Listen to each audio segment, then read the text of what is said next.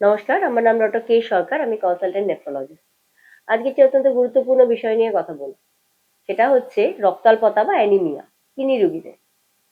Kidney রোগীদের রক্তাল্পতা বা anaemia একটি অত্যন্ত গুরুত্বপূর্ণ এবং সবচেয়ে কমন প্রবলেম। কারণ হলো কিডনি শরীরে রক্ত তৈরি হওয়ার হেড অফিস বলতে পারেন। তৈরি হয় না রক্ত, কিন্তু কারখানাতে রক্ত তৈরি হওয়ার যে মেইন ইনফরমেশন সেটা কিডনি থেকে যায়। তো কিডনি রোগীদের কিডনি খারাপ হওয়ার পরে একটু রক্তাল্পতায় ভোগার সম্ভাবনা থাকে। কারো কারো রক্ত অনেক সময় এতটাই নেমে যায় যে তাকে রক্ত দিতে হয়, মানে ব্লাড চালাতে হয়, যেটা আবার আমাদের কিডনি ডাক্তারবাবুরা খুব একটা পছন্দ করি না। স্টিল কিডনি রোগীদের রক্তাল্পতা থেকে ভালো থাকার কি কি পদ্ধতি আছে বা কি কি উপায় আছে সেটা নিয়ে আজকে আমরা ডিসকাশন করব। প্রথমত, খাওয়া দাওয়া। ভালো মতো খাওয়া দাওয়া করা উচিত। ভালো মতো মানে অ্যাডিকুয়েট অ্যামাউন্ট অফ প্রোটিন, ভাত, ডাল, মাছ, মাংস ডাক্তারবাবুরা যেরকম বলবেন সেরকম পরিমিত পরিমাণে খাওয়া উচিত।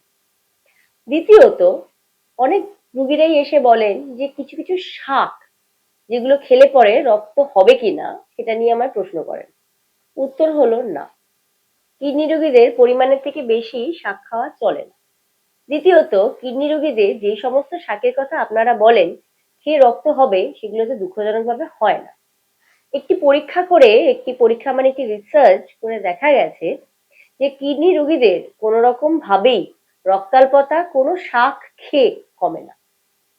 তাই আপনারা যে চিন্তায় পড়ে ভাবেন যে ভালো মতো তো খাওয়ালাম তাও কেন কমছে না, রক্তের পরিমাণ কম তাদের থেকেই যাবে, বরঞ্চ তার জায়গায় একটি অন্য গুরুত্বপূর্ণ সমস্যা এসে দাঁড়াতে পারে। সেটি হলো পটাশিয়াম বেড়ে যেতে পারে। তাই নৈবচ। তাহলে কিডনি রোগীরা কি করবে?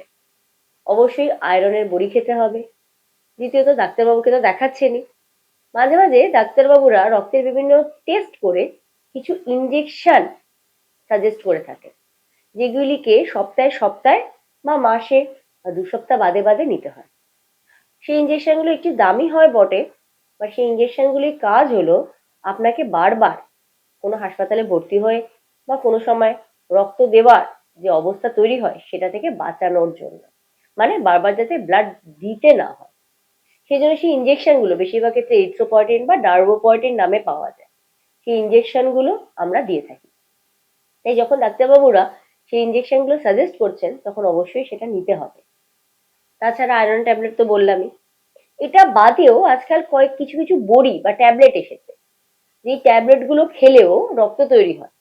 কিছু কিছু সময় ডাক্তারবাবুরা সেই ট্যাবলেট গুলো দিয়ে থাকেন। রোজ খেতে হয় না, সপ্তাহে 2 দিন 3 দিন এরকম। অবশ্যই সেই ট্যাবলেট গুলো আপনারা খেতে পারেন, ডেফিনেটলি ডাক্তারবাবুর পরামর্শ অনুযায়ী। বাট কোন রকম ভাবেই কোনো প্রাকৃতিক উপায়, ভেষজ উপায়, আয়ুর্বেদিক ওষুধ এসব খেয়ে চেষ্টা করবেন না, লাভ হয় না।